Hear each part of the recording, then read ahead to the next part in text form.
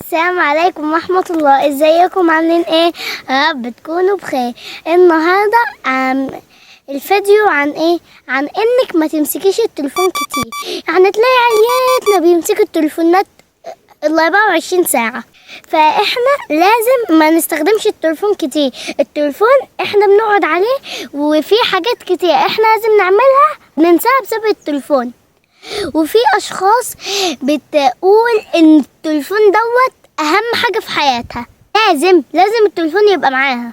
فاحنا عاملين تحدي مع بعض، ماشي، ان ما نمسكش التليفون لشهر كامل الا المكالمات الضرورية، الحاجات الضرورية جدا. فانا مجهزه لكم شوية حاجات يعني اعملوها بعيدا عن التليفون يتكن على الجنب يعني، ماشي. انا ما معيش تليفون، فيعني بتصدف شوية وشوية كده اقعد على التليفون ماما شوية، وبرضه تليفون ماما عليه تطبيق انجليزي لما بقعد عليه.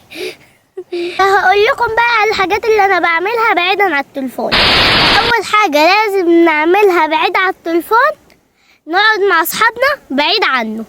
فاحكي لكم عن موقف حصل معايا. انا اتعرفت على واحدة فبقى اصحاب وكده، فقررت ان اروح اقعد معاها شوية يعني. فقلت لماما وماما وافقت. رحت انا في بالي ان نقعد نتكلم، مثلا نلعب كده يعني، نحكي مواقف محرجة مواقف مضحكة. فأنا أول ما رحت عندها راحت مدخلاني يعني على الأوضة وقعدنا مع بعض، وراحت مطلعة التليفون وراحت مقعداني جنبيها، وراحت مشغلة الفيديوهات وكده. فأول حاجة لازم نعملها بعيد عن التليفون، نقعد مع أصحابنا بعيد عنه. فاللي بيحصل غالبا لو انتوا اكتر من 2 تلاقوا واحد فيكم قاعد على التليفون ومنسجم في التليفون كده، ولو انتوا 2 تلاقوا نفسكم انتوا الاتنين قاعدين على التليفون واحد، ما تعرفوش هو ده حصل ازاي يعني فجأة كده، ماشي. فانت لازم لو بتقعد مع اصحابك او اصحابك بيروحوا عندك تمنع دخول التليفون الأوضة اللي انتوا بتقعدوا فيها. يعني لو انت رحت عند حد صاحبك امنعه عن التليفون، قول له لا انا مش هقعد معاك بالتليفون دوت. هتحسوا ان القعدة بقت احسن، انكم بتتكلموا كتير والوقت بقى يعني اكتر. لو انت هتقعد نص ساعة تحس كأنك قعدت ساعتين كمان. انت لازم تعمل كده، يعني التليفون مش هينفعك. لو انت صغير وما لعبتش وانت صغير او ما استمتعتش، فانت مش هتلعب وانت كبير.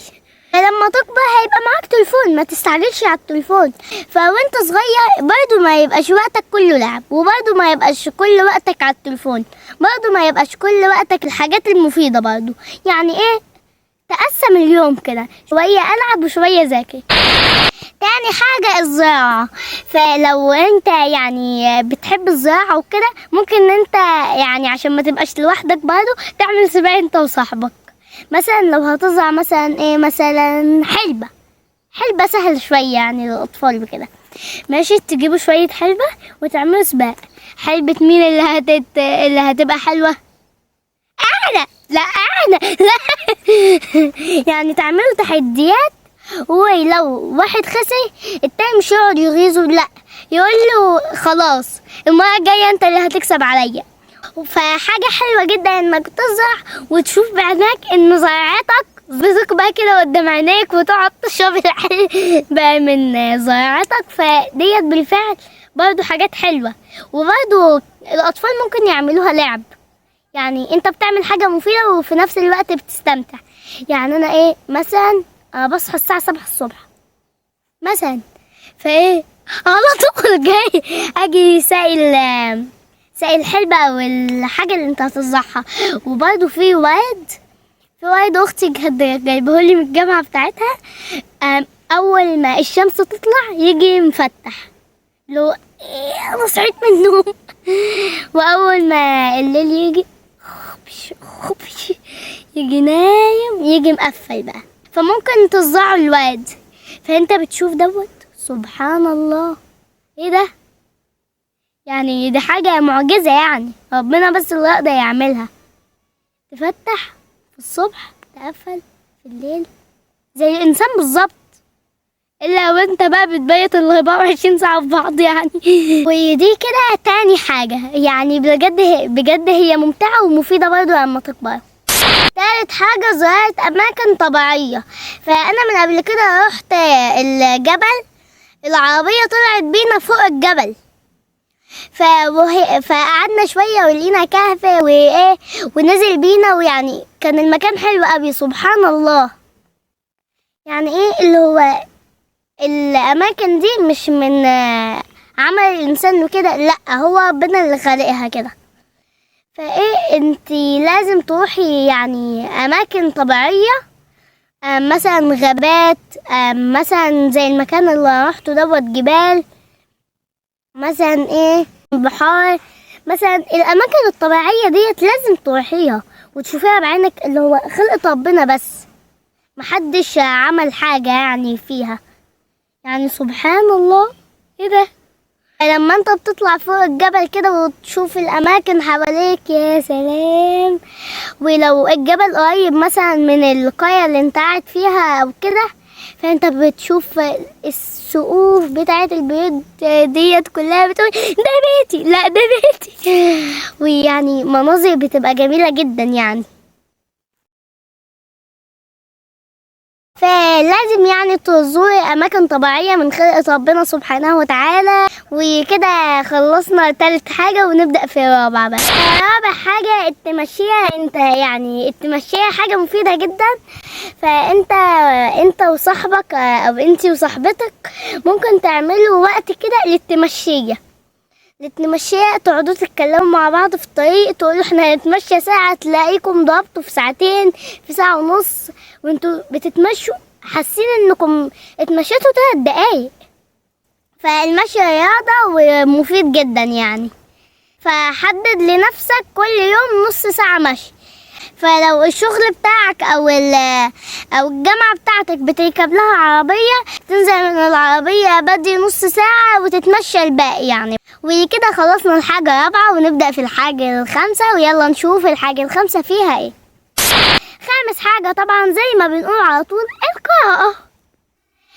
القراءة برضو يعني القراءة ممكن تقعد كده وتقرأ لك كتاب انت بتحبه، حتى لو قارئ الكتاب ده 3 مرات كده برضو عادي يعني تقرأ نفس الكتاب طالما انت بتحبه. انا مثلا في كتاب ليا عن للحيوانات، يعني انا بحبه قرأته يجي 50 مرة. كل ما اجي اقول هقرأ اجي منقيه، كل ما اجي اقرأ اجي منقيه لحد ما انا اقدر اسمحهولك دلوقتي. القراءة انت ممكن تعمل انت وصاحبك تحدي وتختاروا كتاب معين في وقت محدد، وتقولوا هنخلصه في قد ايه، في شهر مثلا، ماشي. واخر يوم اللي خلصتوا فيه الكتاب يجي صاحبك جايلك او انت جاي لصاحبك، وتقعدوا تتكلموا مع بعض في الكتاب وايه اللي حصل في الكتاب. ممكن انت يبقى عندك مشكلة في فكرة في الكتاب، يعني تبقى مش حاببها، يعني تشوف رأيك ورأي صاحبك ورأي الكتاب، ويعني برضو الحاجات دي حلوة جدا.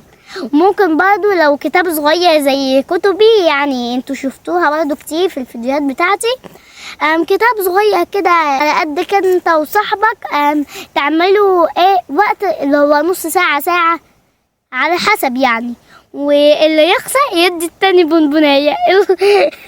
ماشي. فلو انت صغير ممكن تعمل السباقات ديت على حلاوة على الشيبسي كده برضو. لو انت كبير يعني انت بتبقى عاقل بقى، اللي هو عادي بتبقى عاقل يعني، ما بتبقاش لا ضربة على اليد، لا كيس شيبسي، لا. فقراءة الكتب مفيدة جدا وليها طرق كتير عشان تستفاد، ومناقشة الكتب مهمة جدا وبتثبت الحاجة اللي انت قرأتها. فلو ما فيش حد تناقش معاه الكتاب اللي انت بتقرأه، في جروبات على التليجرام برضو فيها الحاجات ديت بتأدي برضو نفس المهمة. وكده خلصنا الفيديو، ويا رب بقى تبقوا استفادوا من الحاجات اللي قلتها لكم دي، وبرضو الحاجة اللي عجبتكم جدا يعني لو سمحت يعني تكتبولي في التعليقات. وكده خلصنا الفيديو، مع السلامة.